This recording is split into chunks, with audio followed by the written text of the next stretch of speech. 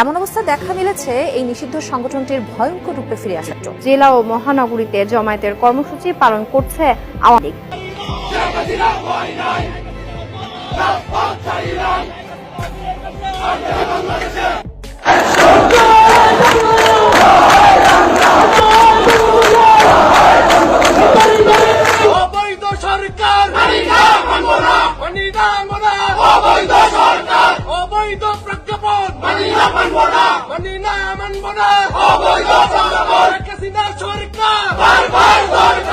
অবশেষে সব জল্পনা কল্পনা কাটিয়ে আজ থেকে এক দফা এক দাবিতে রাজপথে নেমেছে বাংলাদেশ আওয়ামী লীগ।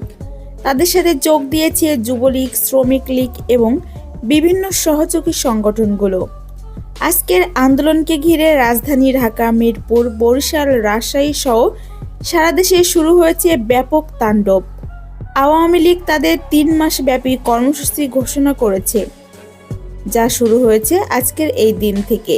গতকাল আওয়ামী লীগ তাদের অফিসিয়াল ইনস্টাগ্রাম পেজে প্ল্যান সি ঘোষণা করার পর থেকে রাজপথে নেতাকর্মীদের তীব্র উপস্থিতি লক্ষ্য করা যায়। আজ সকালে দলটির নেতাকর্মীরা ঢাকার রাজপথে জয় বাংলা স্লোগানে উত্তাল করে তোলে।